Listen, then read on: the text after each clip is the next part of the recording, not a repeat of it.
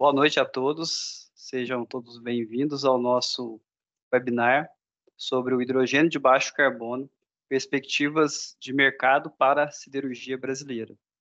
Meu nome é Éder Quental de Araújo, sou o gerente técnico de energia na Gerdau e atualmente sou o coordenador da Comissão de Energia, Utilidades e Transição Energética na ABM, Associação Brasileira de Metalurgia, Materiais e Mineração. E hoje vou estar com vocês como moderador desse webinar. Gostaria primeiramente de agradecer a presença de todos vocês e de toda a equipe também da ABM pela o apoio para a realização desse evento. E um agradecimento também para todos os membros da Comissão de Energia pela idealização desse evento. O nosso webinar terá uma duração de aproximadamente 1 hora e 30 minutos e contamos hoje com 3 palestrantes, representando empresas fornecedoras de gases industriais e tecnologias com grande relevância para a siderurgia brasileira. Eu vou apresentar cada um dos palestrantes antes das respectivas palestras. Cada palestrante terá aproximadamente 15 minutos para apresentar. Em seguida, nós teremos cerca de 40 minutos para debate e responder às perguntas. Convido todos vocês para enviarem suas dúvidas no chat ao longo das apresentações para que eu possa selecioná-las e distribuí-las para os nossos palestrantes. Informo que esse webinar está sendo gravado e futuramente será disponibilizado no canal do YouTube da ABM. Gostaria também de aproveitar esse momento para reforçar que nesse ano a ABM Week acontecerá do dia 3 a 5 de setembro no Promagno, em São Paulo. Para quem não conhece, a ABM Week é o maior evento do setor siderúrgico da América Latina e reúne diversos seminários temáticos dos respectivos processos siderúrgicos. Dentre eles, eu destaco o 43º Seminário de Energia, Utilidades e Transição Energética. Ressalto que as inscrições para a ABM Week já estão abertas e a submissão de trabalho ocorrerá até o dia 9 de junho. A ABM Week é uma excelente oportunidade para a realização de negócios, troca de conhecimento e networking. Como de conhecimento de todos vocês, o hidrogênio, especialmente o hidrogênio verde, tem sido motivo de publicações nas mídias tradicionais e nas mídias especializadas, inspirado pesquisas e debates ao redor do mundo. O hidrogênio é uma das grandes apostas para a descarbonização de setores hard to abate, de difícil descarbonização, como é o caso da siderurgia. No entanto, existem grandes desafios a serem superados para que essa fonte se torne uma solução técnica e economicamente viável em grande escala. Na siderurgia, existem 3 principais utilizações que vêm sido mais debatidas para o hidrogênio de baixo carbono. A primeira delas, que é a mais difundida, é a utilização do hidrogênio em reatores de DRI, que são aplicações mais a longo prazo, pois requerem virtuosos investimentos para a mudança da rota de produção de gusa.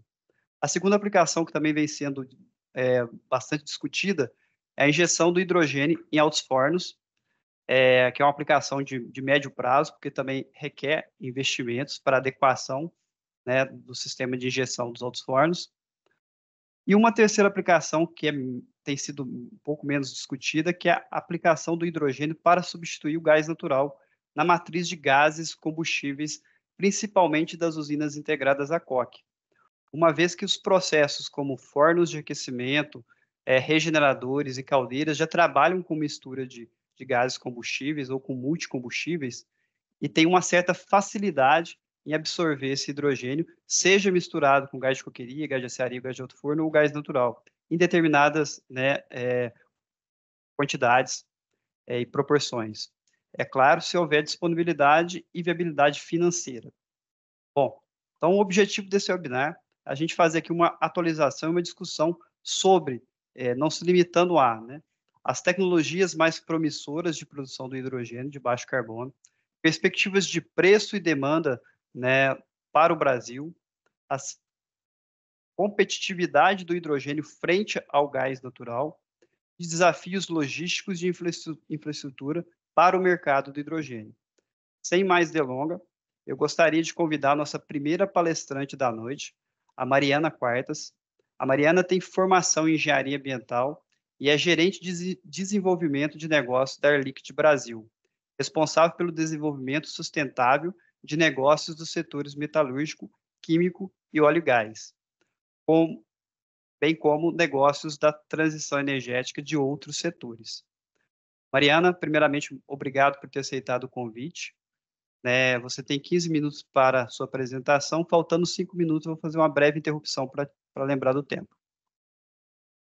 Boa apresentação. Obrigada, Eder. Vocês conseguem ver minha tela? Sim.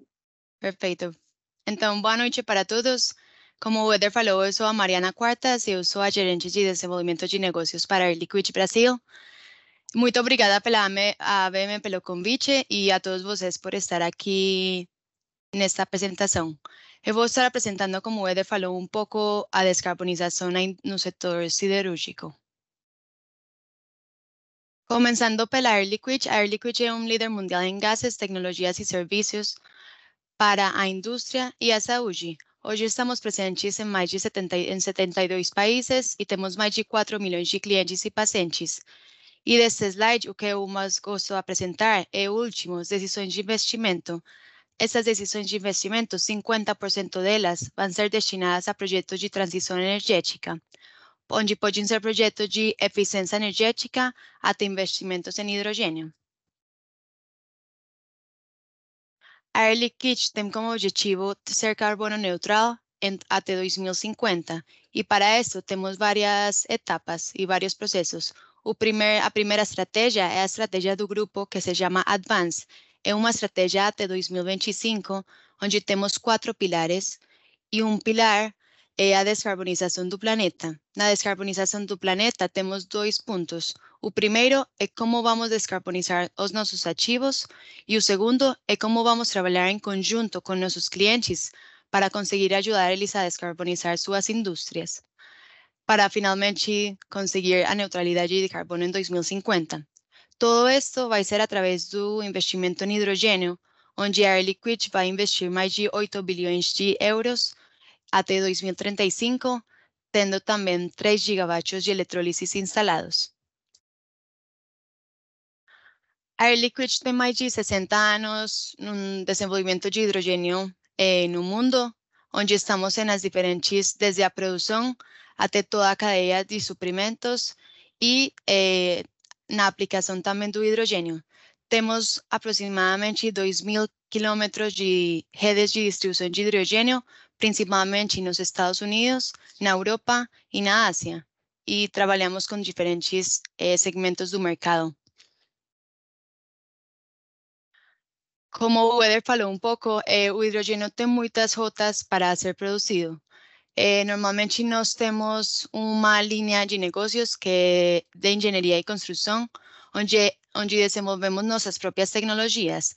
Temos tecnologias de reformado de metano, ATR, tem muitas formas de ser produzidos, mas também o feedstock começa a ser importante.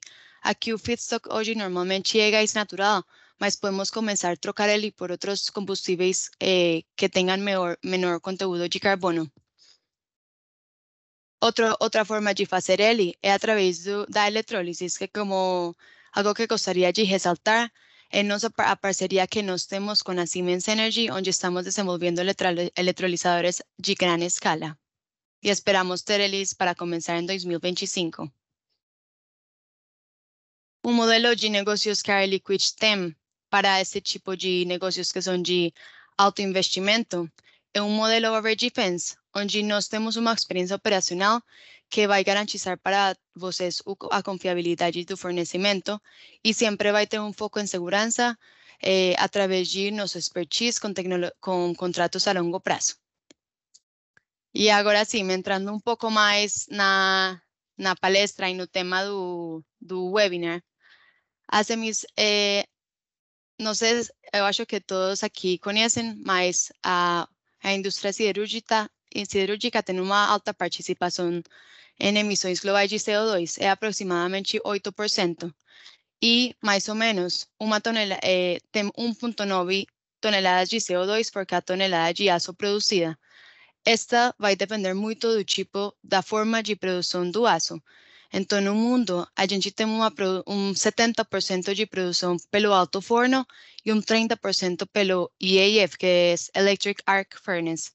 E como vocês conseguem ver aqui à direita, esta é uma imagem de emissões típicas de uma indústria, de uma usina de cirúrgica integrada, onde podemos ver que tem muitos lugares onde tem emissões de CO2, temos muitas oportunidades para fazer isto e a ideia é começar a focar nas diferentes opções que temos e priorizar algumas que podem ser de mais curto prazo.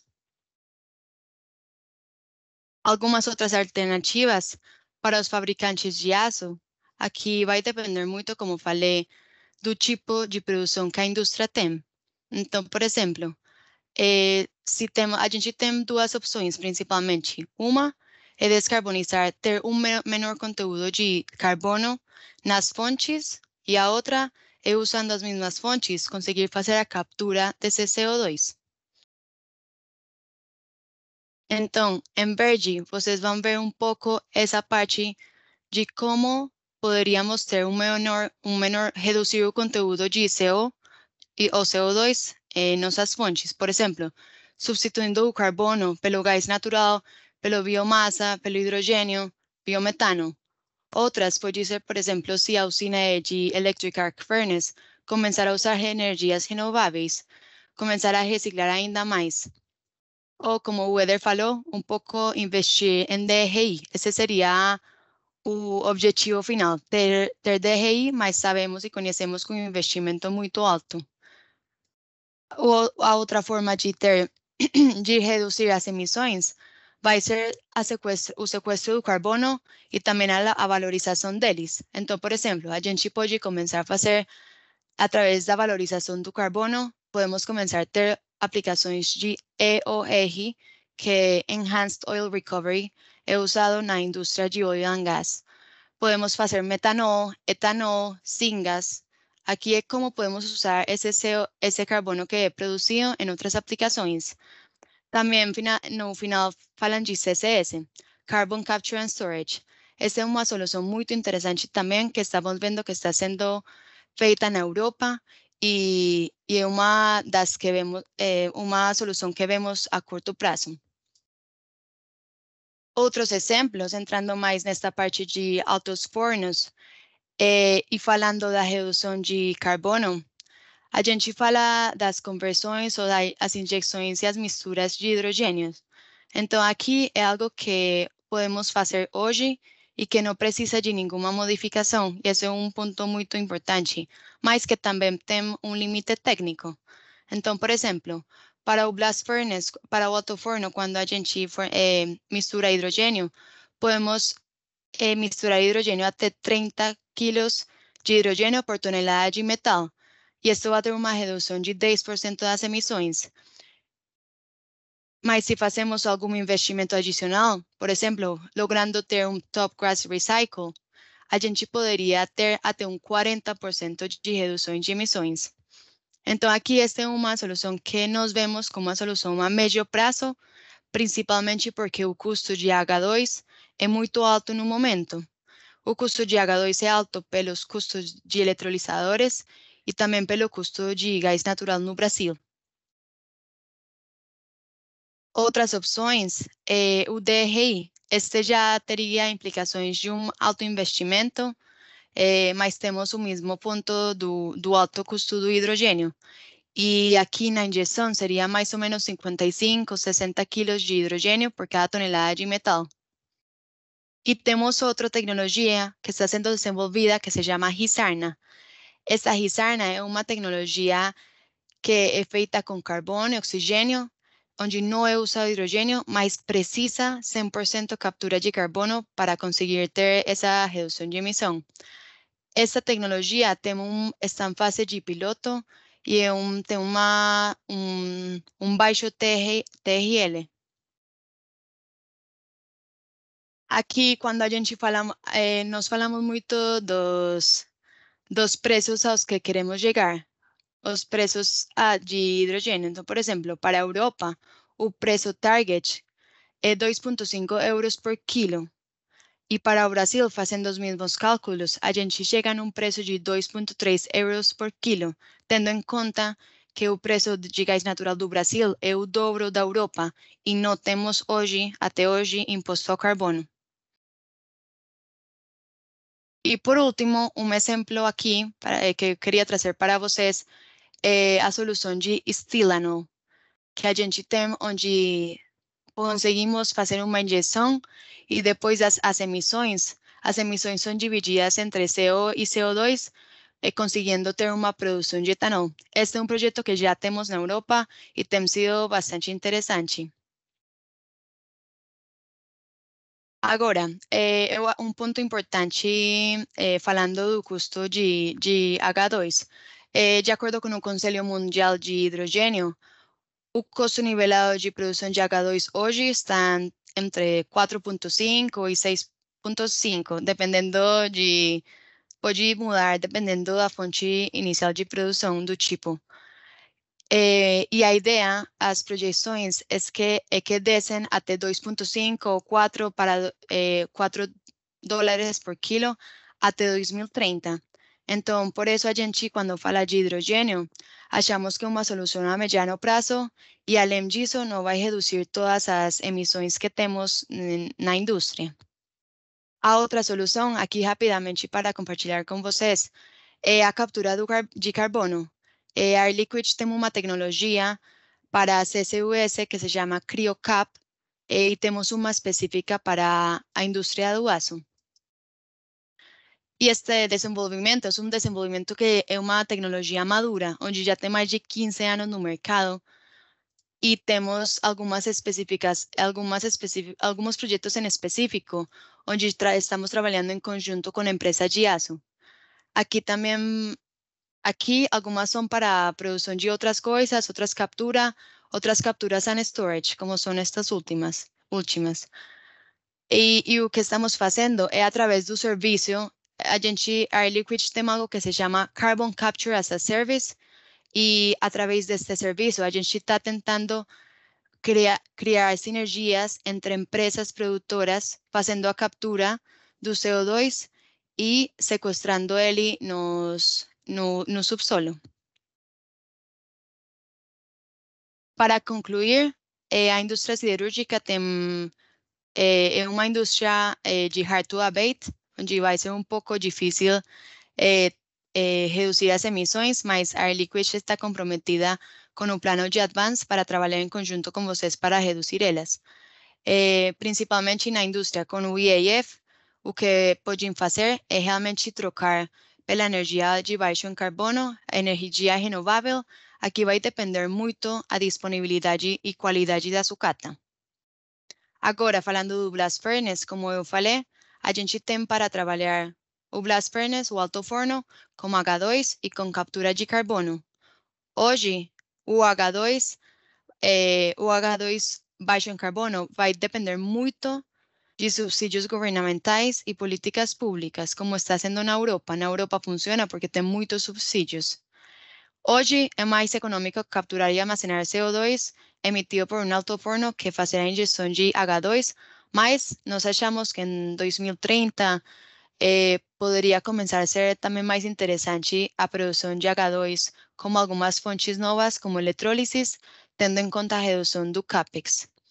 Para dar um exemplo, 90% da taxa de captura, por exemplo, de captura de carbono, vai reduzir as emissões em 70%. E no final, como falamos, a meta seria todo ser DRI. Esto já é uma solução a longo prazo, isso sabemos. Mas a ideia é ter uma solução DRI com um preço que consigamos chegar de 2,5 euros por quilo e uma energia menor a 30 euros por megawatt. E isso vai ser feito em duas etapas. O primeiro é a troca do alto forno para DRI com o uso de gás natural. Fazendo esta troca, imediatamente as emissões são reduzidas em 63%. E depois a seguinte etapa vai ser começar a fazer essa mistura de H2 no DRI, no sistema, conseguindo chegar até 100% de hidrogênio e tendo uma redução das emissões. Então, essa era a minha apresentação. Aqui está meu contato embaixo. No final vamos ter as perguntas, então eu espero muitas perguntas de vocês e podem me contatar diretamente a meu e-mail. Muito obrigada, Eder. Muito obrigado, Mariana. Parabéns aí pela excelente apresentação e por ter compartilhado o conhecimento com a gente. Né, pessoal, assim como a Mariana acabou de comentar, né, fique à vontade para encaminharem as dúvidas no chat, né, a gente vai selecionar para distribuir aos palestrantes. Dando seguimento, eu vou chamar aqui o nosso segundo palestrante, Valfrido Nascimento. O Valfrido trabalha no grupo SMS, ele possui 25 anos de experiência em desenvolvimento de novos negócios, trabalhando com definição de modelo de negócio, estratégias de vendas, gerenciamento de riscos, análise de mercado e concorrência, para o desenvolvimento e implementação de soluções aplicadas de hidrogênio verde e projetos de digitalização para a indústria siderúrgica. Alfredo, muito obrigado por ter aceitado o nosso convite. Você tem 15 minutos aí para a sua apresentação. Obrigado, Éder.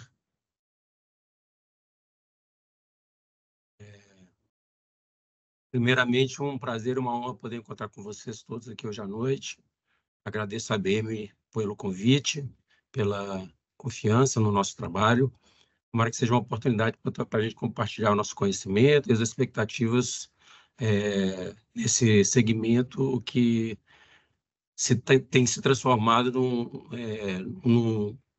de grande desenvolvimento tecnológico, né? Depois de muito tempo, a indústria siderúrgica agora está nos holofotes do desenvolvimento tecnológico. Meu nome é Valfrido, você adiantou aí sobre meu currículo, e de tudo que você falou aí, o que eu acho mais importante da minha missão é que eu tento transformar os desafios que a gente tem aqui no Grupo SMS em busca de soluções eficazes aí para atender os clientes e junto com os nossos parceiros. Nós vamos falar um pouco hoje à noite um pouco do contexto do hidrogênio, de baixo teor de carbono, com hidrogênio verde, que a gente chama, os desafios para a viabilidade econômica desse hidrogênio no Brasil. Vou mostrar 3 iniciativas que o Grupo SMS tem no mundo aí nesse setor. Você já adiantou um pouco aí quais são algumas dessas tecnologias, mas eu vou mostrar aqui um pouco mais de dados, informações. E, no final, eu vou falar um pouco da visão de negócio para a comercialização do hidrogênio que a gente está desenvolvendo aqui para o Brasil, haja visto o contexto peculiar que o mercado brasileiro apresenta.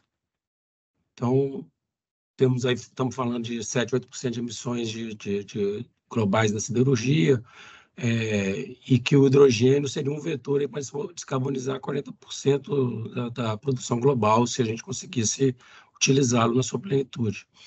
E aqui no Brasil, mas para o Brasil, a gente precisaria, para descarbonizar a produção brasileira, em torno de 600 toneladas de hidrogênio verde por ano, e se fosse toda a produção, chegaria a 2 milhões de toneladas de hidrogênio de baixo carbono. Falando um pouco dos desafios para a viabilidade econômica do hidrogênio, a gente vê muito como o dilema do ovo e a galinha, né? Porque a gente fala que o hidrogênio é caro porque não existe disponibilidade desse hidrogênio, mas também, olhando pelo outro lado, talvez ele esteja um preço alto porque não há produção, não há demanda para essa produção, né? Então, o que a gente está tentando buscar é conciliar a demanda com a disponibilidade, né? O Brasil apresenta todas as condições para a gente produzir o hidrogênio verde aqui no Brasil, com energia verde abundante, barata, e demanda aqui da indústria siderúrgica abundante também. No entanto, a realidade é que a realidade econômica do país acaba dificultando um pouco essa produção. Atualmente, o quilograma está entre 14 e 12 dólares no mundo, e aqui no Brasil também está superior a 6 dólares por quilo. Para ser competitivo, a gente imagina que deve chegar entre 2 e 3 dólares por quilo para se tornar viável no Brasil. E um outro desafio que foi já tratado aí, e que eu vejo com preocupação, é a parte da logística. E, ao contrário de outros países, as dimensões do Brasil e as condições logísticas para transporte do hidrogênio tornam-se uma situação desafiadora. E, olhando todo esse cenário, a gente vem buscando soluções para atender essas demandas. O Éder e a ABM me pediram que eu falasse um pouco das iniciativas que o Grupo ECMS tem pelo mundo, mas antes eu queria falar um pouco sobre o ECMS. Somos uma empresa global, com quase 15 mil funcionários no mundo, 100 unidades distribuídas em mais de 30 países. Em 2023, a gente teve um volume de venda da ordem de 5 bilhões de euros, uma empresa grande. E no Brasil também estamos aqui desde a década de 70, temos hoje quase 1.000 funcionários no Brasil, distribuídos em 4 unidades. Nossa história de mais de 150 anos do Grupo ECMS, do Grupo Polvut, sempre foi de transformação tecnológica, transformação da sociedade, buscando tecnologia e inovação. Vamos falar um pouco de 3 projetos agora.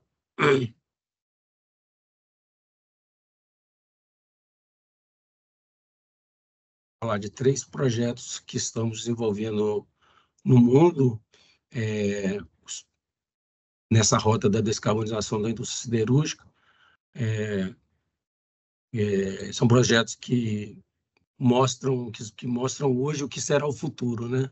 São estados da arte das tecnologias de descarbonização nessa indústria que é tão difícil de abater aí, né? Hard to abate. Começar falando da H2 Green Steel, é uma planta na Suécia, e é essa rota de redução direta com fundo de arco elétrico, já falamos aí, é a rota ideal para projetos Greenfield, né? E desde que tenha hidrogênio verde disponível a preços competitivos e em quantidades suficientes, né? Esse projeto a gente está desenvolvendo na Suécia, é a primeira siderúrgica completamente à base de hidrogênio, produção unicamente de aço verde, no norte da Suécia.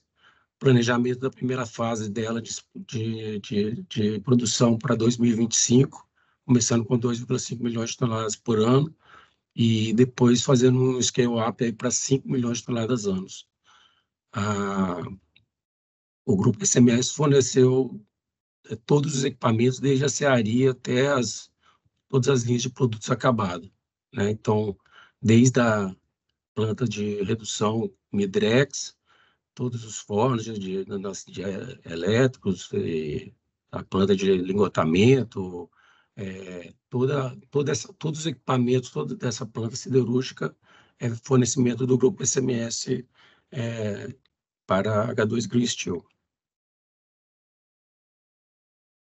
O segundo projeto que a gente tem no mundo é uma rota mais adequada para projetos Brownfield, que é a redução direta com OBF mais conversor BOF. Nós estamos fazendo esse projeto para ThyssenKrupp na Alemanha, em Duisburg. Nessa rota aí, o alto forno foi substituído por uma combinação do processo de redução direta Midrex com esse forno aí OBF, que é um banho aberto, e a expectativa é da redução de em torno de 3,5 milhões de toneladas de CO2, projeto de mais de 2 bilhões de euros, onde a grande parte desse projeto também é do Grupo ECMS, e estima-se que o início da primeira produção seria no quarto de 2026.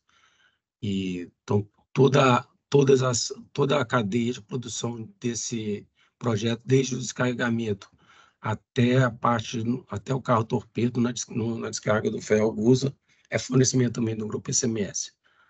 E ela vai inicialmente começar utilizando gás natural, devido a disponibilidade em quantidades suficientes do hidrogênio verde para essa planta, mas ela vai estar toda projetada e planejada para usar 100% de hidrogênio verde quando ele estiver disponível lá em Duisburg.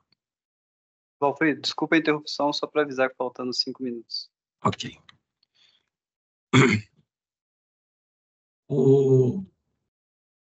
Como a nossa colega já falou, mesmo com todos esses projetos, essas tecnologias novas, ainda assim nós vamos ter que usar continuar usando outro forno. 40% da produção até 2050 vai continuar sendo feita com outros fornos. Então, para isso, a gente desenvolveu 2 tecnologias para adequação dos outros fornos para redução das emissões. O primeiro é o Blue Blast Furnace, que é uma solução com capex menor, que permite a injeção de quantidades de combustível, como gás de coqueria, gás natural, hidrogênio, no nível das ventaneiras. É um capex também reduzido e com resultados interessantes de emissão de CO2 até em torno de 28%. A evolução do Blue Blast Furnace seria o Easy Melt. É uma tecnologia que é o caminho também para a descarbonização ainda mais efetiva desses altos fornos, que existem em todo o mundo, inclusive aqui no Brasil. Recentemente, o Grupo SMS assinou um contrato com a Tata Steel para implementar um projeto desse lá na Índia. E nesse caso, existe uma injeção do gás redutor no nível de Cuba. Depois a gente faz um superaquecimento desse gás através de tochas de plasma no nível dos porta-ventos, elevando aí o gás de síntese a temperatura até 1.700, 2.200 graus Celsius. Isso é uma forma de eletrificar o processo de fabricação do GUSA, e depois disso a gente reinjeta o gás no nível de ventaneiras. E nesse momento a gente pode incorporar o hidrogênio verde, chegando a reduções de CO2 aí de mais de 60%, comparado com os outros primeiros projetos da ThyssenKrupp e da H2 Green Steel. Esse é um capex muito menor, um capex também muito menor e uma solução adequada para o cenário brasileiro, por exemplo. Como que é a visão de negócio para a comercialização do hidrogênio no Brasil? O que a gente vê é que a indústria siderúrgica brasileira está ávida para inserir hidrogênio nos seus processos, mas não existe o hidrogênio verde disponível. Esse era um desafio que nos colocaram, e com isso a gente assinou um MOU com a Eletrobras para a gente prover hidrogênio verde para a indústria siderúrgica e outras indústrias também. Esse MOU foi assinado agora em março, e a ideia é impulsionar a descarbonização através das tecnologias do Grupo SMS, que necessita do hidrogênio verde para a descarbonização. Essa é uma planta de geração de hidrogênio verde da Eletrobras, em Araporã, na divisa de Minas Gerais com Goiás, já opera desde 2021. Foi uma planta piloto de 300 quilowatts de produção de hidrogênio verde, uma planta piloto que foi feita para estudo de geração de hidrogênio, também estudo com células de hidrogênio, armazenamento em baterias, e que futuramente também vai ser utilizada para estudos de produção de amônia e efuse junto com a Polvos, o Grupo SMS. E qual que é o modelo de negócio que a gente apresenta ao mercado no momento? A utilização da energia verde proveniente do grid da Eletrobras. Ela seria o investidor para a construção das plantas de geração de hidrogênio. Essas plantas seriam inicialmente, ou idealmente, instaladas numa subestação próxima ao cliente final. Com isso, a gente minimizaria a questão da logística, que é um problema sério e difícil de resolver no Brasil, E como a Eletrobras tem uma capilaridade muito grande, a gente entende que conseguiria utilizar as subestações próximas às siderúrgicas para instalar as plantas de geração de hidrogênio e fazendo um transporte via tubulação próxima até o cliente final. O cliente final não teria nenhum tipo de capex, de investimento em capex, somente um contrato de off-take de longo prazo do hidrogênio gerado pela planta da Eletrobras, que seria construída pelo Grupo SMS. Então, esse é o nosso modelo. Claro que esse modelo pode ser ajustado dependendo dos contextos, das particularidades de cada cliente. Não é exclusivo para a siderurgia. A gente começou apresentando ao mercado siderúrgico, mas o mercado de mineração e fertilizante também já demonstrou interesse. E estamos conversando com todos esses players aí para tentar ajudar a descarbonização da indústria brasileira. Obrigado, Éder. Obrigado, ABM, pelo momento. Fico à disposição para perguntas ao final do evento. Muito obrigado, mais uma vez, pela excelente palestra, pelas contribuições técnicas. Dando continuidade, eu vou convidar agora o Sérgio Teixeira. O Sérgio é engenheiro químico formado pela UFRJ, com MBA em Administração de Negócios pela COPED. O Sérgio atua pela White Martins há mais de 10 anos e liderou operações comerciais na Colômbia. No Brasil, ele ocupa atualmente o cargo de gerente de desenvolvimento de negócios de hidrogênio pela White Martins. Sérgio, muito obrigado por ter aceito o convite. É uma boa palestra. Você tem 15 minutos. Obrigado, Éder. Obrigado, ABM, pelo convite. Obrigado a todos aqui que estão conectados para ouvir esses 15 minutos, talvez um pouquinho menos aí de explanação. Eu vou compartilhar minha tela. Bom, muito bem.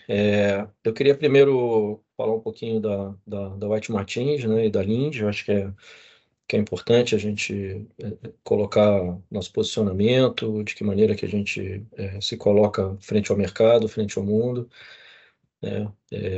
A gente hoje é uma empresa operando em mais de 100 países, nós temos mais de 75 mil empregados, um faturamento importante, quer dizer, uma empresa global, entendendo as especificidades de cada região, né? A gente discute muito isso nos times de discussão tecnológica, quer dizer, às vezes a realidade, às vezes não, muitas vezes, a realidade do Brasil ela é muito distinta da realidade de países próximos, do Chile, do Uruguai, ou então de geografias muito mais distantes, né, da Europa, da Ásia, enfim. Então, é muito importante a gente entender todas essas diferenças para que a gente possa oferecer soluções com competitividade local. Eu queria aqui sinalizar, caso acho que todo mundo aqui já tem conhecimento disso, mas é importante, que a White Martins é uma empresa com mais de 112 anos, né, agora de operação no Brasil, uma empresa centenária, e ela é uma empresa 100% Linde, tá? Então, que sempre trabalha e sempre desenvolve seus projetos com alto padrão de segurança, de integridade, de responsabilidade, responsabilidade social. Então, é um parceiro importante que eu acho que presente aí em quase todas as empresas siderúrgicas hoje no Brasil, na América Latina, né? Então, já bastante conhecida de vocês. Só fazendo mais uma apresentação da nossa... Olhando um pouquinho mais para a região da América do Sul, né, para não ser tão extensivo, a gente hoje tem um portfólio de produção de hidrogênio relevante, né? Somos líderes de produção de hidrogênio na América do Sul, com algumas plantas de bom porte, né, que atendem principalmente empresas de refino, né? O mercado de óleo e gás hoje é um mercado que demanda bastante hidrogênio pelas suas necessidades de hidrotratamentos. E eu queria ressaltar aqui esses dois totens verdes, né, que representam as 2 unidades de produção de hidrogênio verde, que a White Martins, uma que a White Martins já tem, né, resultado desse certificado de qualidade internacional que a gente conseguiu na nossa planta que fica em Pernambuco. Atende uma empresa de produção de alimentos, né, quer dizer, o processo de hidrogenação. E esse segundo totem verde aqui, que está no meio do Brasil, aqui na verdade não está no meio, está em São Paulo, está em Jacareí, que é uma planta de 5 megawatts que a gente conseguiu desenvolver esse projeto para atendimento do mercado industrial da região de São Paulo. Tá? Então, a gente já está falando de uma realidade, já está falando de uma coisa que já não é uma coisa do futuro, uma perspectiva. Logicamente que é futuro, porque nós estamos falando de uma planta que vai partir no ano que vem, mas já é um projeto em andamento, tá? Com verba aprovada e já ongoing. Lembrando também que a produção de hidrogênio ela não é só através de eletrolisadores, né? Como pode ser que alguns ainda tenham essa de hidrogênio verde, tá? Que eu me refiro. Não é só através de eletrolisadores com energia renovável, e aí sim vai uma questão, uma realidade muito mais brasileira, né? Que é a possibilidade de você fazer reforma de biometano também, gerando hidrogênio verde. E os processos tradicionais de produção de hidrogênio, que são a eletrólise, o reformador e a PSA. Isso já foi falado pelos meus colegas aí que me antecederam, então não queria me alongar. Acho que a única coisa importante aqui também, adicional a mencionar, é que a White Martins já opera hidrogênio, quer dizer, a gente é hidrogênio as a service há muitos anos, né? Há mais de 40 anos que a gente faz isso. Então a gente projeta, a gente constrói, a gente opera e a gente comercializa hidrogênio para a cadeia de produção, né, para os clientes. Esse slide aqui é um slide importante, porque aqui a gente, em poucas palavras aqui, a gente diz o que a gente oferece ao mercado como um todo, e logicamente a indústria siderúrgica pode se inserir em alguns casos que vão ser citados aqui, né? Principalmente o eletrolisador. Eu começo falando do eletrolisador. A White Martins e a Linde, elas não têm uma obrigação e nenhum acordo global de fornecimento para comprar eletrolisadores de um único fornecedor, tá? A gente não se coloca, como eu falei anteriormente, como vendedor de eletrolisador. A gente é comercializador de gás, então o nosso negócio é entregar hidrogênio com qualidade, com segurança e com confiabilidade, e não vendedor de eletrolisador. Então, o eletrolisador é um meio para a gente atingir os objetivos que a gente precisa de atendimento ao mercado. Também temos muita tecnologia de captura de carbono, né?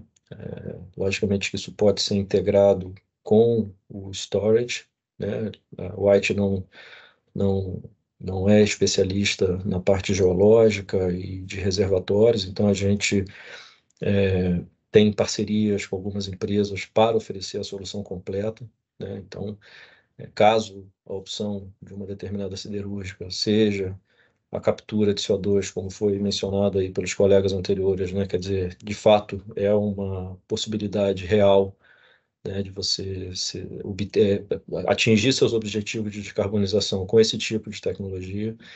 A gente vai junto com uma parceria especializada em perfuração e análise de subterrânea para entender se o subsolo é apropriado, se é possível pensar nisso, né? Ou qual seria outra alternativa, onde seria o reservatório mais próximo, de que maneira que a gente pode pensar em deslocar esse CO2, né, através de tubulações, compressão, enfim, injeção em poços depletados. Acho que também é um ponto importante a ser colocado aqui, né, a possibilidade de uma sinergia entre a indústria siderúrgica e a indústria de óleo e gás, né, porque eles são os principais conhecedores hoje do subterrâneo, onde estão os poços já com pouca capacidade de produção.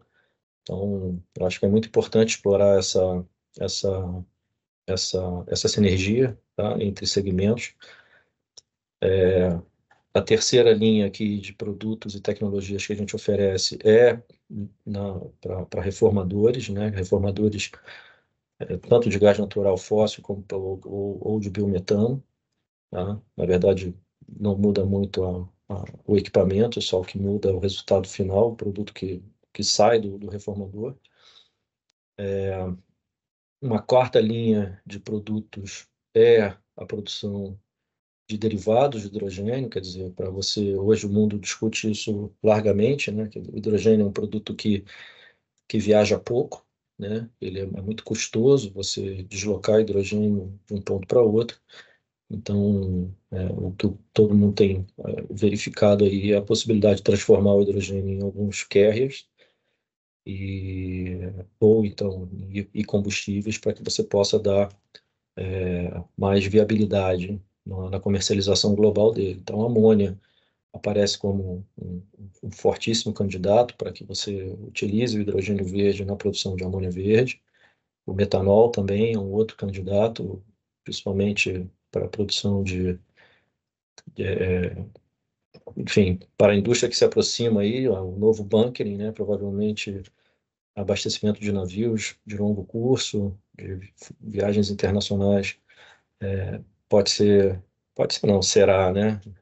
Já tem muitas encomendas de navios movidos a metanol, né?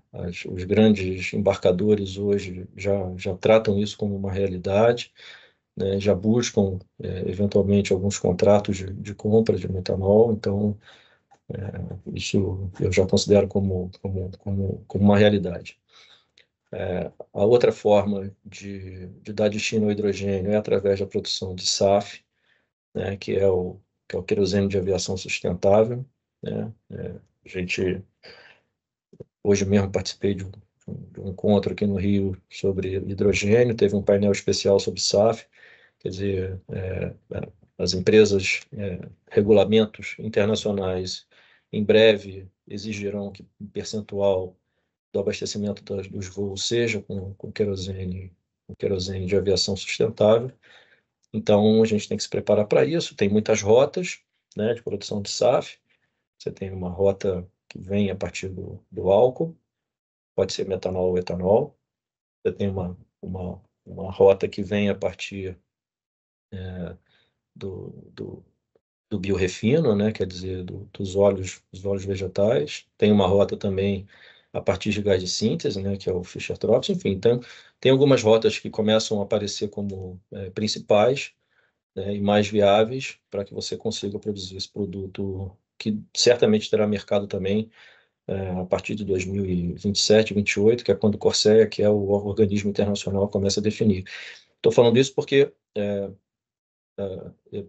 eu acho que as soluções elas podem ser de múltiplos segmentos, né? Então, eventualmente, você pensar numa solução de produção de hidrogênio verde para siderúrgica, você pode aproveitar e ganhar escala para produzir ou integrar com outros projetos, né, de produção de fios, por exemplo. Então, aí sim, aqui está o grande desafio, que é ganhar escala, né? Já foi mencionado também pelos colegas, quer dizer, hoje o hidrogênio verde, ele é tido como um produto mais custoso, né, e que a sua colocação no mercado siderúrgico tem a dificuldade justamente por questão do custo. Então, é importante que a gente ganhe escala, tá? E essa escala pode ser dada tanto só pela siderúrgica como com projetos integrados, né? Uma siderúrgica que esteja perto de uma zona industrial, uma siderúrgica que esteja próxima de um polo petroquímico, uma siderúrgica que esteja próxima de uma refinaria.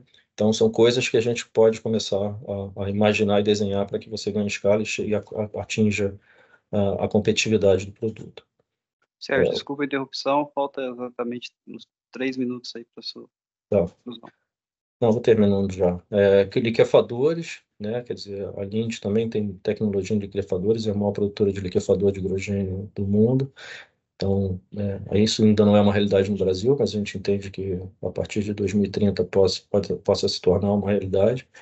E nós temos tecnologias também para mobilidade. Então, eventualmente, né, uma siderúrgica que queira atender ou fazer um enchimento dos ônibus que atendem os empregados, por exemplo, fazer um projeto de mobilidade, a gente também pode pensar em integrar isso aqui. Eu queria falar um pouco do caso da Uvaco Steel, né, porque é um caso bem sucedido aí de substituição completa do gás natural para aquecimento de fornos, de forno-poço, forno de reaquecimento. Primeiro foi feita uma primeira transição, né? Eu sempre gosto de falar isso, né? A descarbonização é um passo a passo, né? Você pode ir do 0 ao 1, mas você pode também fazer um processo mais gradual. Então, primeiro você faz uma oxicombustão, já vai economizar aí uma boa quantidade de gás, e depois você faz a conversão integral para o uso do hidrogênio verde. A gente fez esse trabalho, a Linde fez esse trabalho junto com a Uvaco, fizemos os testes todos na Suécia, em Estocolmo, no nosso laboratório, tá? Usando amostras da Uvaco, simulando diferentes misturas, teores de hidrogênio, né, para atingir a estabilidade de chama e garantir que o produto não tivesse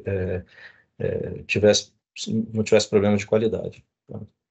Aqui eu vou citar só alguns casos de uma maneira geral, não só na indústria siderúrgica, aliás, só para que todos tenham informação, quer dizer, a gente já começa a trabalhar abastecimento de hidrogênio líquido para frotas de caminhão, já é possível, né, hoje a Linde tem uma membrana que faz a separação de hidrogênio e gás natural, caso haja, né, exista um caso aí onde a gente use a capilaridade da rede de gás para transportar hidrogênio e depois fazer essa separação.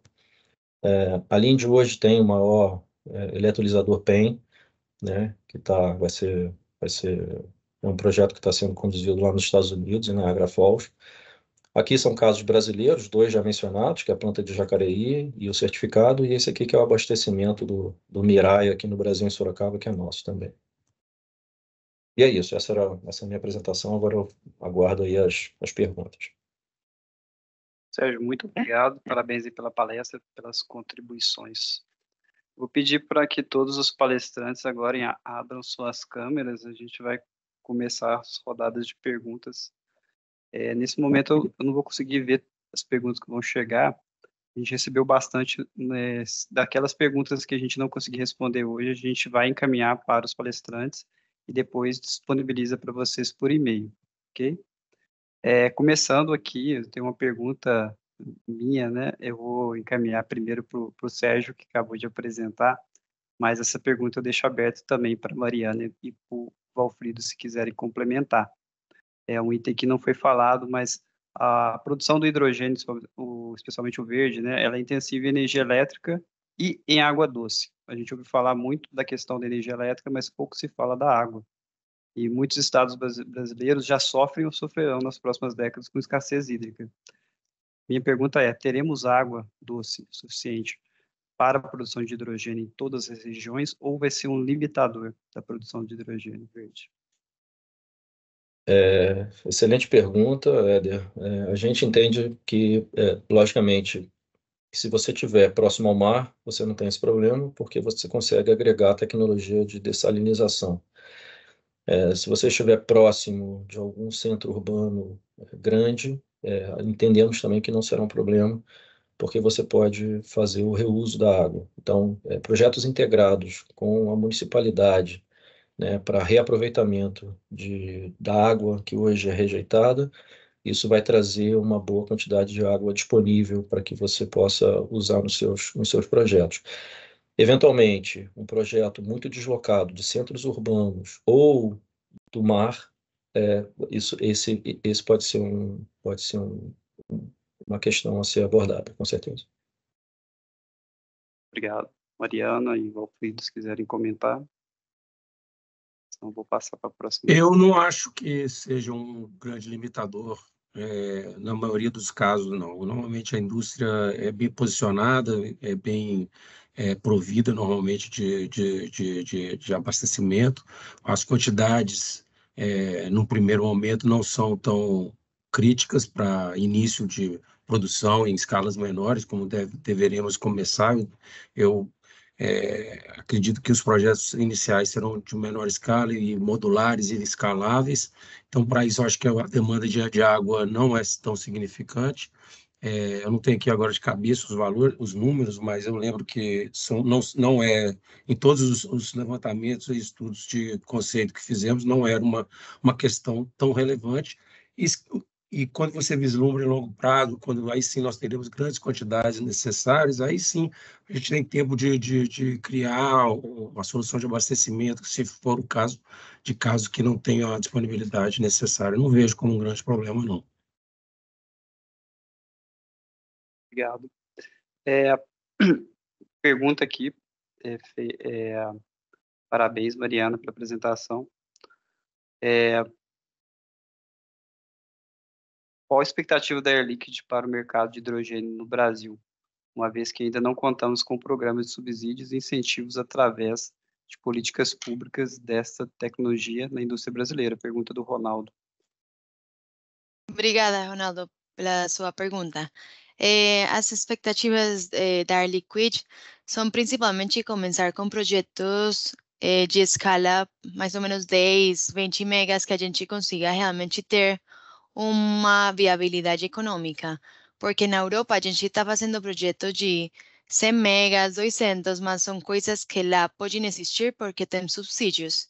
Então, hoje, nós achamos que as opções é começar com algumas escalas menores, 10, 20, tendo parceiros e fazendo sinergias com outras empresas. Então, a gente fala de estratégias onde não é só uma empresa que faz tudo, sino que cada um se concentra em seu core business. A empresa de energia faz energia, a empresa de gás faz o desenvolvimento do gás, a produção do hidrogênio e depois fornece para um cliente final. E também esse último ponto do cliente final é muito importante. Precisamos desenvolver a demanda e precisamos desenvolver um pouco mais a infraestrutura para o hidrogênio, mas a demanda também é muito importante. Obrigado, Mariana. Valfrido, Sérgio, querem comentar? Eu concordo plenamente. Eu acho que o desenvolvimento da demanda é fundamental. Às vezes, naquela discussão do ovo e da galinha, né? Quer dizer, o hidrogênio não consegue viabilidade porque ele não tem escala. Enfim, tivesse que investir em alguma coisa, investiria na demanda. A indústria se encarrega de encontrar a solução tecnológica para atender a demanda. Então, concordo plenamente com a Mariana.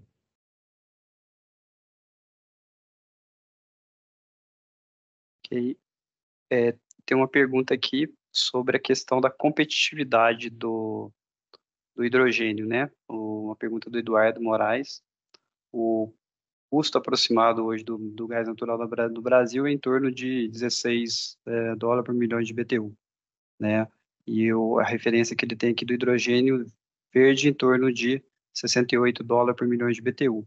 E jogar isso para dólar por quilo dá hidrogênio próximo de 2 dólares por quilo, né? Pergunta dele é se nós conseguiremos alcançar a massificação, né, do hidrogênio, como prevê o IPCC e a COP. Eu vou me arriscar nessa resposta aí. Todo mundo ficou calado. Eu acho que sim. Eu acho que duas coisas precisam acontecer, né, para que a gente atinja esses 2 dólares. Eu já tive essa discussão algumas vezes. Primeiro, que a gente tem uma energia elétrica ainda mais barata do que ela está hoje, tá? Então, a gente hoje está falando de energia renovável aí na ordem de 34, 35 dólares o megawatt. Precisa ir abaixo de 25, próximo de 20. E depois você conseguir escala, né? Se você tiver eletrolisadores de 300 mega, 400, 500 mega, com energia nesse patamar, você consegue chegar nos 2 dólares o quilo de hidrogênio. Eu entendo que a Mariana até já abordou isso de uma forma diferente, que vai ser, eu não vejo com segurança que o Brasil vai conseguir desenvolver grandes projetos com grande capex, com grandes desafios de logística desde o início. Eu imagino, a visão que eu tenho e que outros colegas compartilham comigo, é que a gente vai começar com projetos menores. A Mariana citou aí de 10, 20 megas, eu concordo plenamente, diria até menores, talvez, em alguns casos, 5 a 10, dependendo. Eu imagino, eu vejo que a viabilidade vai vir por contexto, ou seja, soluções menores dedicadas a uma indústria ou um polo industrial que atenda um polo com uma solução logística mais viável. E eu vejo que a solução está... não há uma resposta para todos os contextos. Cada contexto terá o seu, cada demanda de cliente terá uma, e eu vejo como que esse modelo de negócio que a gente tem apresentado, nós já fizemos alguns estudos de conceito e estudos de viabilidade técnico-econômica que comprovam que a gente vai estar próximo desses valores que ainda a gente vê como distante, mas a gente já está vendo ele mais próximo, mediante contextos específicos de demanda, de disponibilidade de energia, de distâncias. Então, eu imagino que a gente tem que começar pequeno, pequenas células, e à medida que isso for tomando corpo, tomando segurança técnica, maturidade técnica, comercial, segurança, de regulamentações, a gente vai escalar isso, e aí sim a gente vai conseguir falar em projetos maiores, que eu vejo com bastante dificuldade de acontecer. Um projeto aí que a gente, se 100 megawatts todo mundo já acha pequeno, vai ver quanto é um investimento de um projeto de 100 megawatts. E a gente vê gente falando de 1,5 giga, 1.500 giga, né? 1,5 giga, né? Eu acho muito grande, um investimento muito difícil de acontecer, de viabilidade, de gerar no Brasil. Sim, eu concordo e eu só adicionaria o ponto da energia, que foi falado, tem que ser menor, mas também o custo do CAPEX, o CAPEX dos eletrolizadores.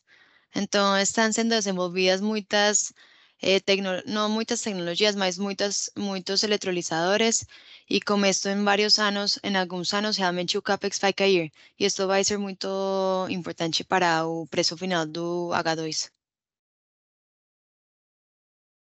Obrigado pelas respostas. Vamos para a próxima. Tem uma aqui também relativa a preço, uma pergunta do Abílio. Os de geração do hidrogênio via eletrólise no Brasil ainda são altos. Aqui não é o quanto, né? Mas quando que ele será competitivo comparado à reforma do metano? Vou direcionar essa pergunta, pode ser para você, Mariana, primeiro. Assim, eu acho que é uma bola de cristal, mas porque temos muitas coisas ainda para trabalhar, mas pelo preço de gás natural, o preço de gás natural é muito alto no Brasil. Então aí começa a ser mais interessante. Em quanto tempo? Eu acho que em uns 10 anos pode começar a baixar os preços e aí começar a ser mais competitivo. Se o preço de gás natural começa a subir ainda mais, aí vai começar a reduzir o tempo, porque vai começar a chegar a um break-even muito mais rápido. Então, eu acho que a partir de 2030 e mais em 10 anos poderíamos atingir esses preços para começar a ser competitivos. Mas precisaríamos de todas as coisas que já falamos. Obrigado, Mariana. Sérgio, Vitor. Assim, o que eu acho que pode encurtar esse caminho é a forma como você penaliza o emissor de CO2, né? Dependendo da que pênalti que você, ou que valor você dá à emissão de CO2, né, você pode encurtar isso e ter mais competitividade do hidrogênio frente à reforma do gás natural. Se a pergunta é genérica, a resposta foi dada. Se a pergunta for dedicada a algum caso específico, eu acho que cada um de nós três aqui poderíamos fazer uma análise específica por seu contexto e ver a viabilidade. Eu vejo casos já, e eu estou falando de casos reais, de viabilidade já para esse ano que vem. eu vejo que projetos que são viáveis, já são viáveis, e com alguns contextos específicos, fundos de investimento de capital, mas é possível, já é possível. Obrigado pelas respostas. E seguindo um pouco nessa mesma linha, né, vou direcionar essa pergunta para você agora, Valfrido, e o Sérgio e a Mariana comentam. Vocês já fizeram algum estudo para verificar qual precificação do CO2, né, viabilizaria a utilização do hidrogênio na siderurgia? A pergunta do Marco Antônio. Essa parte de CO2 não é uma área que eu estou dedicando o meu tempo, mas eu sei que existem já análises de casos desse, e eu não tenho a resposta, mas posso buscá-la e fico à disposição de entrar em contato diretamente. Obrigado, Sérgio. Se a gente se aproximar do que a Europa usa como referência, quer dizer, alguma coisa em torno de $100 ou até mais, dependendo do caso, isso ajuda muito os projetos de hidrogênio. Uma pergunta aqui é a do Vitor. Para a Mariana, inicialmente, mas depois a gente pode estender. A Air Liquide possui plantas de eletrólise para fornecimento de hidrogênio verde. Há processos que não sejam os fornos, assim, estou entendendo que, assim, vocês estão focados em outros setores também? Sim, obrigada pela pergunta. Nós temos envolvimento em todos os setores da indústria, desde o setor de energia, oil and gas, químicos e siderúrgicos. Então, sí temos projetos. Em Latinoamérica não temos um projeto de eletrólise até o momento, mas temos projetos de eletrólise na Europa e nos Estados Unidos. A gente tem em Bécancour, em Canadá, um projeto de 20 megas de eletrolisadores PEM, e temos na Europa projetos de 100 megas e 200 megas, na França e na Alemanha. E temos um liquefator em Nevada, nos Estados Unidos, de 30 toneladas por dia de hidrogênio, que atende o mercado de mobilidade de Califórnia. Deixa eu só complementar a pergunta, né? Talvez também está direcionada assim, a um exemplo que o Sérgio deu na apresentação de utilização de hidrogênio em fornos de aquecimento. Algum de vocês, né, poderia comentar, se além do Sérgio, né, se a Air Liquide, se a SMS, depois o Sérgio também, de projetos, além de aplicação em DRI e altos fornos, dentro da siderurgia? Bom, dentro da siderurgia, a gente tem dentro de muitas indústrias, por exemplo, dentro da indústria do vidro, dentro da siderurgia, muitas destas opções. Hoje estamos avaliando algumas oportunidades em alguns países para esse enriquecimento e mistura do feedstock com H2. Existem diversos projetos no mundo, existe o Novelis no Reino Unido, que quer replicar também no Brasil e em outros lugares, e para fornos de reaquecimento. A possibilidade disso, em resumo, a Mariana também citou isso, o Éder também, acho que no início, que o início do processo de descarbonização com o uso de hidrogênio, que a gente vê mais viável é realmente o blend de hidrogênio nas linhas de gás natural, para atender as linhas de processo. Então, isso é possível para diversos utilizações, onde o gás natural vem sendo usado em seu processo, em fornos de aquecimento, fornos de peletização, todos os tipos de fornos, e claro que deve ser feita uma análise caso a caso da realidade, não só da obsolência do equipamento, o tipo de queimador, esse tipo de coisa. O grupo SMS faz esse tipo de análise e pode ser utilizado a injeção de hidrogênio em vários processos e equipamentos que utilizam gás natural. Isso já é realidade no mundo em diversos lugares, inclusive o SMS tem 3 ou 4 projetos onde ela já faz isso também. A Linde, além logicamente, do caso que eu citei aqui da UVAP, tem outros, mas um que é conhecido já foi publicizado, é o injeção de hidrogênio, a gente apoia a injeção de hidrogênio na Cleveland Cliffs também, lá nos Estados Unidos, né? Então, enfim, os casos começam a aparecer, né? Não é só laboratório, não, já está aí. Está em escala real, escala industrial. Sérgio, só uma dúvida agora. Em relação a esse exemplo que você trouxe, né, da aplicação de forno poço, forno de aquecimento, não sei se você teria mais detalhes, vocês tiveram que modificar completamente os queimadores, né, ventiladores. Os queimadores são readaptados, quer dizer, a gente desenvolve novos queimadores de acordo com a composição do gás que você quer utilizar. Pergunta agora foi direcionada para o Valfrido, a pergunta do Murilo, né? A tendência do mercado em buscar pelotas, né, com ferro muito elevado, na ordem de 67%, né? Dado que a gente tem limitação, né, desse material mais nobre, a pergunta é se a SMS está desenvolvendo soluções para o uso de pelotas mais pobres, com teor na faixa de 60% a 65% de ferro. O Pelotas, nesse teor aí, a gente só está utilizando ainda em outros fornos. As soluções de Blue Blast Furnace e o Easy Melt aceitam Pelotas com baixo teor de ferro. E realmente, para processo Midrex, ainda não tem essa solução. É um dos dificultadores da difusão dessa tecnologia em longo prazo, é a disponibilidade de feedstock de pelotas adequadas, né? de minério adequado para essa rota. Mas não há dúvida que esse é um dos desafios tecnológicos aí do momento e certamente estamos buscando alternativas, sim. Não tem o que apresentar, mas que está sendo discutido, está. Obrigado. A pergunta para a Mariana, mas que eu vou estender também para o Sérgio, para o Valfrido, sobre qual estratégia, né, que a Air Liquide, SMS e Linde estão adotando para, né, reduzir o preço do hidrogênio para chegar abaixo de $2,5. Estão investindo em tecnologia, como que vocês têm tratado esse tema?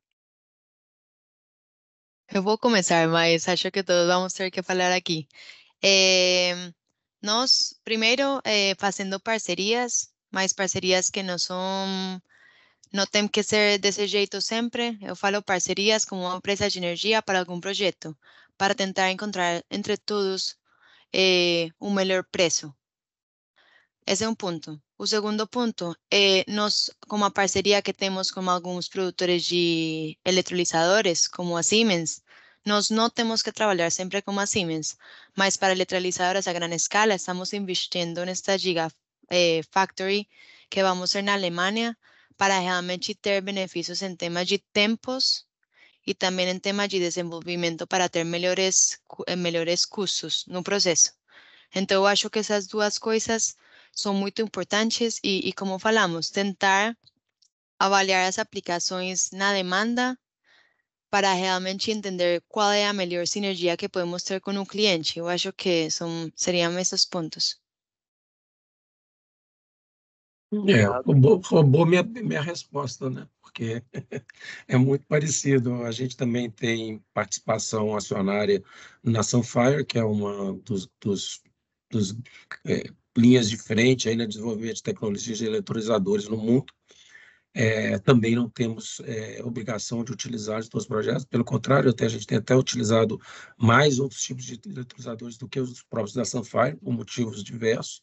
Então, não é uma obrigação, mas é uma possibilidade e uma oportunidade que a gente tem de buscar soluções ótimas para aquela demanda específica. Como eu já disse, a gente busca contexto, a gente busca soluções contextualizadas e no Brasil eu vejo que a nossa parceria com a Eletrobras traz uma otimização de soluções que nos coloca muito confortáveis para atender o mercado como um todo, a capilaridade deles no Brasil inteiro, mais de 300 subestações, a possibilidade de estar próximo do cliente final e com uma logística mais facilitada, a operação da energia da Eletrobras, eu vejo como uma forma de alcançar esses números desafiadores aí mais rápido do que a média, né? E obviamente que nós estamos aqui diante de outros dois players que têm essa capacidade também de desenvolver soluções contextualizadas que podem atender essa demanda aí mais rápido do que eu acho que o mercado imagina. Eu vejo o mercado, em geral, como a gente fez reuniões parecidas com essa há 2, 3 anos, mas a gente via isso como o futuro. Essa reunião de hoje tem que ser vista como presente. Eu vejo que todos, tanto a Liquid quanto a Lind o Multigrupo SMS, têm soluções hoje. Não é daqui a alguns anos, é hoje. Nós temos que buscar como viabilizá-las, e contexto, é caso a caso. Essa é a minha visão. Só complementando, né? Eu acho que a busca da competitividade é a capacidade de cada empresa identificar bons parceiros globais, com capacidade de produção, de atendimento dos projetos, com boa entrega, né? Porque tem muita gente, tem muito aventureiro nesse mercado de eletrolisador hoje, tem muita gente que promete o céu e na hora de não entrega. Então, o que você precisa ter é, sim, experiência fora do Brasil, grupos de engenharia distribuídos aí para identificar, para fazer homologação de fornecedores, né, para que você possa entregar um produto de qualidade e confiável, né, porque depois ele vai ficar contigo 30, 40 anos, então não pode falhar, enfim, falhas acontecem, mas não pode ser uma coisa ruim, de má qualidade. E a outra são tecnologias que estão aparecendo, né, mas que ainda estão incipientes, né, há muita aposta, né, o SOEC é uma aposta, né, está todo mundo olhando, certamente aí meus colegas estão todos aí de olho nesse desenvolvimento, mas até agora não é, digamos, confiável para que você coloque no projeto de larga escala. Eder, eu só adicionaria um ponto e é o que falamos todos, ter lições aprendidas também dos outros projetos. Eu acho que nós estamos desenvolvendo muitos projetos em outros lugares e temos projetos e a oportunidade para aprender deles e realmente trazer essas aprendizagens para fazer aqui no Brasil. Então, eu acho que essa oportunidade das empresas multinacionais é muito importante ter em conta. Obrigado. A próxima pergunta, né? Essa pergunta anterior foi do Washington Mafra. Essa próxima pergunta é do Leandro Lobo. Boa noite, parabéns pelas apresentações. Como estão os estudos, trabalhos para estimar e precificar a viabilidade do uso do biometano, né? Que poderiam ser utilizados para transformação em hidrogênio como combustível verde. Sérgio, você poderia comentar? Claro, claro. A gente observa, né, o biometano também é um produto de interesse da White, né, principalmente pela possibilidade de produção de hidrogênio ou de bio-GNL, que é um produto que a gente tem no nosso portfólio, né, a gente tem liquefador de gás natural, então pretendemos também avançar nessa fronteira aí do bio-GNL. O que hoje a gente vê é que as fontes de biometano ainda estão muito pulverizadas e para você ter a possibilidade de produzir hidrogênio em larga escala, você precisava ter uma maneira de concentrar esse biometano, ou seja, e esse é o desafio, né? A rede de captação do biometano para que você possa ganhar escala e produzir o hidrogênio competitivo. Mariana, o palpite, fica à vontade também, se quiserem. Por nosso lado, a gente também está muito interessado no biometano. Temos tecnologias para fazer esse upgrade de biogás a biometano. E vemos que Brasil, sendo um país agroindustrial, como outros países de América Latina, tem um potencial muito grande. Mas eu concordo com que o potencial ou a produção de hoje versus a demanda não está alinhada ainda. Então, a gente precisa hoje produzir mas tentar desenvolver outros projetos, centralizar a produção para realmente poder conseguir ter isto. E também algumas regulações. Eu acho que faltam algumas regulações para seu uso, mas a gente também está avaliando usar uma parte em nossos reformadores, por exemplo, de produção de hidrogênio.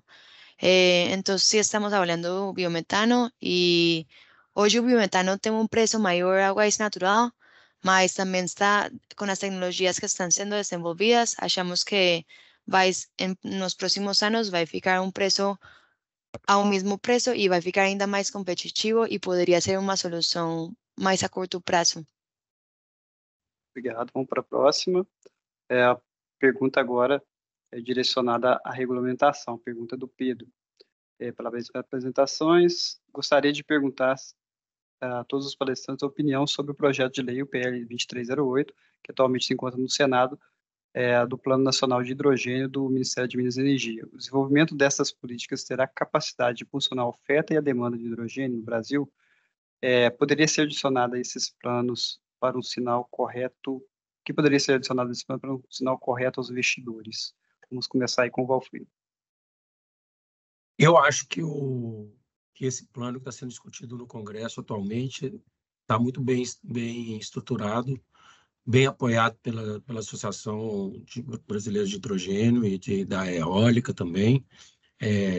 Teve um apoio maciço nosso, principalmente da equipe de frente, as pessoas mais qualificadas da Eletrobras, eu sei que participaram disso diretamente, junto com o Arnaldo Jardim e outros deputados, senadores. Então, eu vejo que ele está sendo muito bem construído.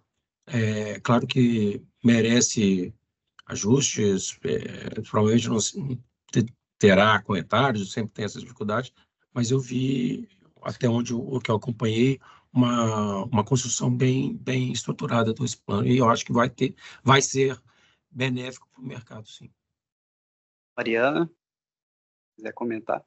Sí, eu posso comentar. Eu não tenho lido muito em detalhe, porque eu sei que saiu o último faz pouco tempo, mas eu sim acho que é um passo importante. A gente tem que começar a fazer essas regulamentações e temos que começar a sair com estas iniciativas para começar a ser discutidas as outras coisas. Mas eu acho que ainda para os projetos ser viáveis, precisam ter subsídios, por enquanto, que é o que está acontecendo lá na Europa e nos Estados Unidos com o IRA, por exemplo. E com essas coisas, a gente consegue desenvolver os projetos e consegue puxar um pouco mais a demanda e consegue puxar um pouco mais o desenvolvimento. Então, eu sim acho que é um passo muito importante, está sendo feito da forma correta, mas ainda precisamos mais e precisamos de subsídios. Obrigado, Sérgio. Concordo plenamente. Acho que a gente vai ter um produto bom. Buscar o ótimo é perder tempo, quer dizer, o ótimo é inimigo do bom, então vamos com o que tem, acho que já está bem elaborado. Logicamente que vai precisar de melhorias ao longo do caminho, né? A questão dos subsídios super importante, porque isso é uma nova economia que se desenvolve. Logicamente que vai precisar do apoio do Estado, né? Isso já aconteceu, a gente não vai estar criando nenhuma jabuticaba, a Europa faz isso, os Estados Unidos faz isso, a Ásia faz isso, então, assim, a gente precisa de ajuda para dar essa primeira pedalada aí. Então, de acordo aí com a resposta dos colegas. Importante também a parte da certificação, né? A gente existe já uma certificação de biocombustíveis, que eu acho que a gente pode replicar também para a parte do hidrogênio, permitindo a emissão de créditos de descarbonização via hidrogênio. Acho que isso também funcionaria também. Uma outra pergunta aqui do Eduardo. Eu vou resumir um pouco a preocupação dele em relação à segurança energética das fontes intermitentes, né? Principalmente as eólica e solar, né? Em relação à produção de hidrogênio, né? Frente a alguns eventos que teve de problemas operacionais, né? E quanto mais a gente aumenta, né, a participação dessas fontes nos grids, principalmente aqueles, né, que não tem uma fonte firme por trás, como que fica o futuro, assim, a produção de hidrogênio, a vulnerabilidade, né, dessa produção, né, quando essas fontes falharem, né, na opinião de vocês? Teremos um apagão do hidrogênio ou um aumento significativo dos preços no futuro? Se tem um país no mundo onde a vulnerabilidade é a menor possível, é o Brasil, com grid, né? Agora, temos que usar o grid, né? Eu vejo com muita eu questiono muito a viabilidade de projetos que não estejam vinculados ao grid. Projetos ligando diretamente uma planta solar ou eólica ou ambas para a geração de hidrogênio, eu vejo com altíssimo risco de vulnerabilidade e, inclusive, com alta possibilidade de inviabilidade técnico-econômica. Mas, vinculado ao grid, com o grid dando a sustentabilidade, o Brasil talvez seja um país com menor possibilidade de risco nessa área. Que é assim que eu vejo. Não sou especialista, mas é assim que eu vejo. Assim, desculpa, Mariana, por favor. Desculpa. Deixa eu falar Pode certo. falar. Não, assim, acho que a pergunta ela teve um viés aí de enxergando o risco, né, por conta de alguns eventos que nós tivemos, mas eu acho que eles são poucos comparado com o benefício que a gente tem de ter um sistema integrado nacional. Então, eu concordo muito com o Valfrido, acho que é uma fortaleza do Brasil, tá? Você ter, primeiro, projetos híbridos, né? Que muitas vezes, em alguns lugares, você só tem sol, outros só tem vento, ou está muito distante, onde tem sol, de onde tem vento, e no Brasil a gente tem essa dádiva aí de ter alguns lugares com muito sol e muito vento. Então, projetos híbridos são impressionantes, né? Todo mundo se encanta com o potencial, o mundo inteiro se encanta com o potencial de energia híbrida que a gente tem, renovável aqui no Brasil, e o Sistema Integrado Nacional, que é uma fortaleza. Quer dizer, você poder dispor também de conectar em momentos de baixa, né, ou fornecer o excesso, ou puxar a falta do grid, e um grid com 85% de energia renovável, isso aí é um encanto, é um encanto. Mariana, se quiser comentar. Éder, acho que pouco para comentar, mas assim, eu concordo com que o Brasil é gigante, então temos muito espaço para fazer muitas coisas em temas de energia, essas coisas integradas, mas também essa disponibilidade energética hidroelétrica de 80 a 85% é muito importante para a sustentabilidade. E o sistema integrado, o único ponto que eu acho que é muito válida a pergunta é que no futuro, pensando um pouco mais quando já todos os projetos estén desenvolvidos, o sistema elétrico vai ter que ser repensado, porque vamos ter que começar a construir novas linhas de transmissão para interconectar todas essas produções de energia com os projetos de H2, ou com os projetos da indústria. Perfeito.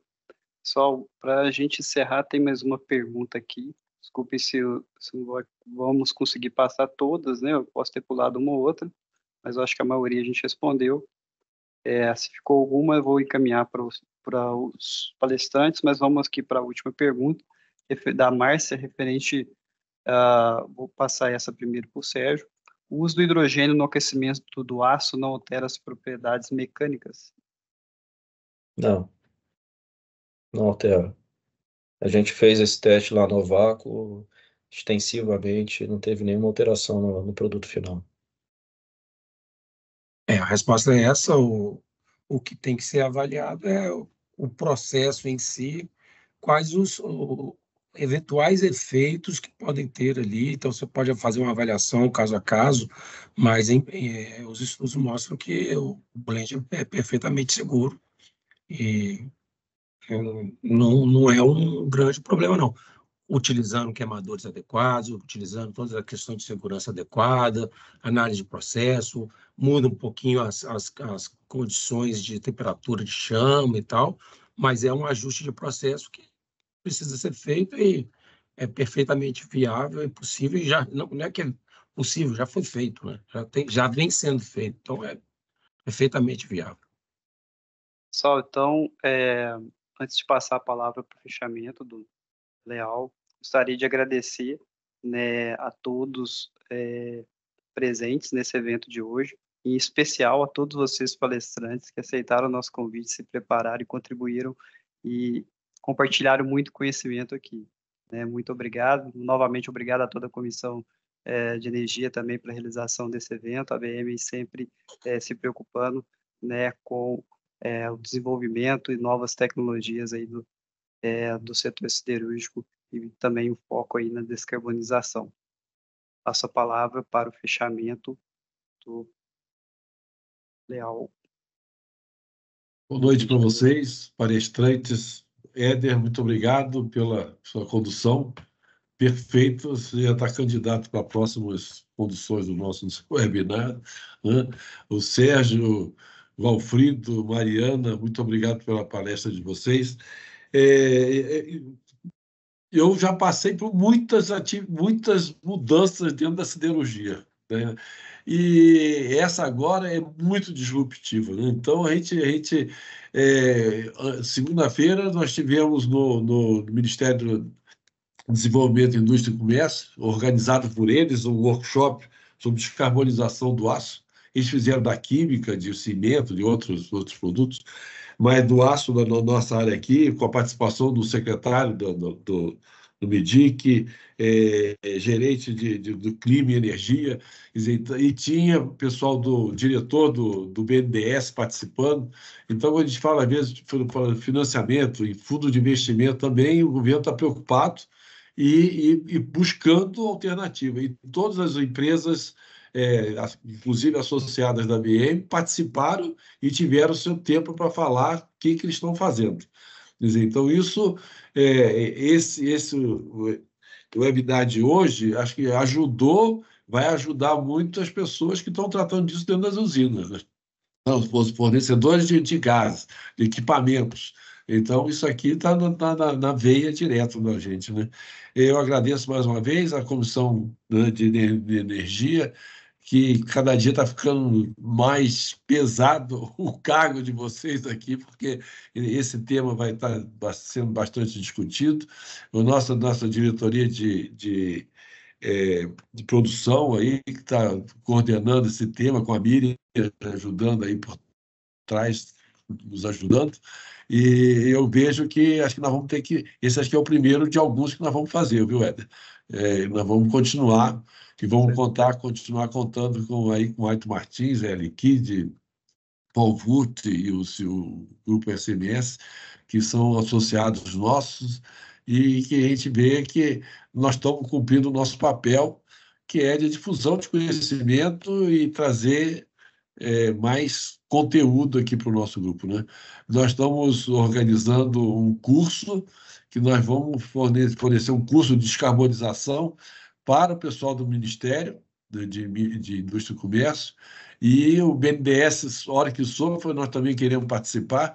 Quer dizer, nós vamos começar também a dar essa educação para o pessoal, né? Quer dizer, mostrar o que são os conhecimentos. Essa acho que é uma parte importante, e eu fico feliz de estar aqui com vocês, e vamos continuar e vamos bola para frente, né? Eu acho que alguns pontos eu tomei nota, água, né? O problema, quem está próximo de água, quer dizer, quem está próximo do mar, as usinas que estão próximas do mar vão estar sendo beneficiados, obviamente, né? A demanda, falando da demanda, qual vai ser a demanda? Isso aí é o ovo da galinha, né? Isso aí foi ótimo, porque vai depender da demanda, né? Se houver demanda, mas aí a demanda, não, tem que ter investimento.